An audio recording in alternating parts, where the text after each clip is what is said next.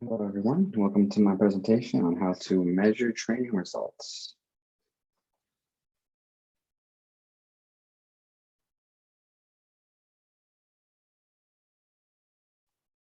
Why should we measure results? Mostly, we need to focus on training and performance. Training and performance improvement initiatives must be integrated into the overall strategic and operational framework of the organization. They cannot be isolated event-based activities unrelated to the mainstream functions of the business. Accountability. There needs to be a comprehensive measurement and evaluation process to capture the contributions of human resource development and establish accountability. The process must be comprehensive, yet practical and feasible as a routine function in the organization. Partnership relationships must be established with key operating managers. These key clients are crucial to the overall success of the training function. They report fair progress in the achievement of integrating training in the overall strategic and operational framework of the organization. However, trainers can indicate that there has not been progress on a second condition of a comprehensive measurement and evaluation process, at least not to the extent that is needed in most organizations. Let's get started with the evaluation framework. Level 1, we have reaction satisfaction and plan actions. Participants' reactions to the training are measured along with their input on a variety of issues related to the training design and delivery. Most training programs are evaluated level 1, usually by means of generic questionnaires or surveys. At level 2, we have learning measurements. We have learning. Measurements focus on what the participants learned during the training. This evaluation is helpful in determining whether participants have absorbed new knowledge and skills and know how to use them as a result of the training. Level 3, application implementation. A variety of follow-up methods are used to determine whether participants actually apply what they have learned from the training to their work settings. The frequency and effectiveness of the use of new skills are important measures at level 3. Level 4, we have business impact measurement focuses on the actual business results achieved as a consequence of applying the knowledge and skills from the training. Typical level 4 measures are output, quality, cost, time, and customer satisfaction. At level 5, return on investment. The measurement compares the monetary value of the benefits resulting from the training with the actual cost of the training program. Although the ROI can be expressed in several ways, it is usually presented as a percentage or benefit cost ratio. The evaluation cycle is not complete until level 5 evaluation has been conducted. Now, when we look at this next slide, we can compare this to Kirkpatrick's old model, which is based off of reaction, learning, behavior, and results. Now, the new way to measure results has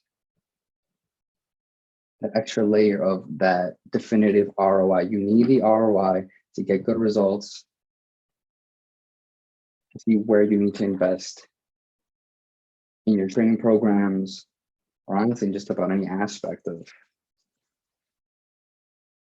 company, but we're big on training here. ROI, BCR, and why it matters. The term return on investment is often misused in the training and performance improvement field, sometimes intentionally. In some situations, a very broad definition for ROI is used to include any benefit from a training intervention. In these situations, ROI is a vague concept where even subjective data linked to an intervention are included in the concept of the return. The ROI process has been used in hundreds of business and government organizations to demonstrate the impact and return on investment of training programs, human resource programs, major change initiatives, and performance improvement programs. And the ROI process, specifically on the book that I'm reporting on, the return on investment is more precise and is meant to represent an actual value developed by comparing training intervention costs to outcome benefits. The two most common measures are the benefit cost ratio and the ROI formula.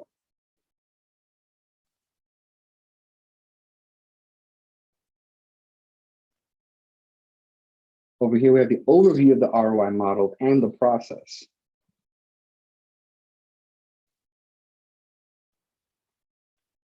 First, we have developing objectives as training. This initial step develops an understanding of the scope of the program and the business measures that it should influence.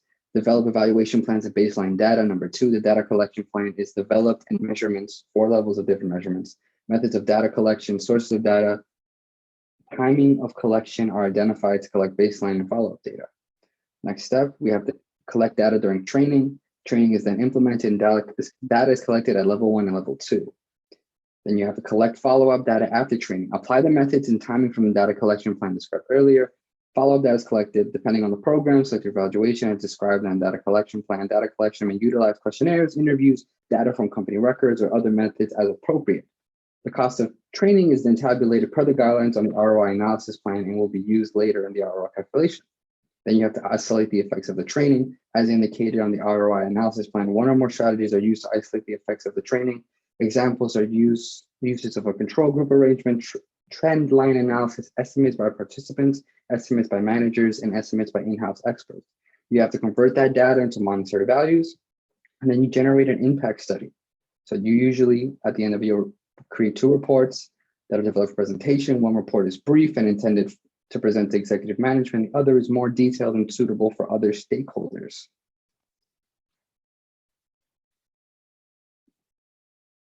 The class. Now, with the reinforcement theory, it's meant to emphasize that people are motivated to perform or avoid certain behaviors because of past outcomes, consequences that have resulted from those behaviors. From this, during the training, the trainer needs to identify what outcomes the learner finds most positive and negative. The trainers then need to link these outcomes to learners acquiring knowledge, skills, or changing behaviors.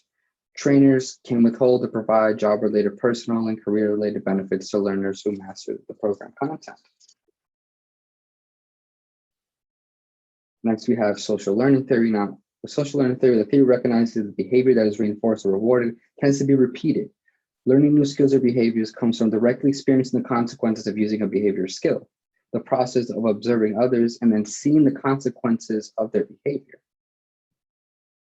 And with goal setting theory, we assume that behavior results from a person's conscious goals and intentions. Keeping that in mind, it is used in training program design. It can suggest that learning can be facilitated by providing trainees with specific challenging goals and objectives, and the influence of goal setting theory can be seen in the development of training lesson plans. Now, in summary, the ROI process is not precise. Neither are most other processes of this type. For example, estimates are used by engineers, scientists, production and quality control experts, and financial analysts. Refinements are always possible. Our willingness to refine and be more precise is often tempered by cost, competitive resource allocation, and the time available to finish a project. While we always want to implement our process in credible ways, we have to balance resources and timeliness with our desire for more detail or data. We want to keep the process simple, use sampling for ROI calculations, always account for the influence of other factors, involve management in the process, educate the management team, communicate results carefully with the methodology, and you need to give credit to participants and managers, and finish off with a plan for your ROI calculations. Now, why do we measure results? Now, one of the 3 reasons that we can have for measuring results in training programs. Most common reason is that evaluation can tell us how to improve future programs. Second reason is to determine whether a program should be continued or dropped. And the third reason is to justify the existence of the training department and its budget. By demonstrating to top management that training has tangible positive results, trainers will find that their job is more secure even if when downsizing occurs. If the top level managers need to cut back, their impression of the need for a training department will determine whether they say, that's one department we need to keep, or that's a department that we can eliminate or reduce without hurting us. And their impression will be greatly influenced by trainers who evaluate at all levels and communicate the results to them.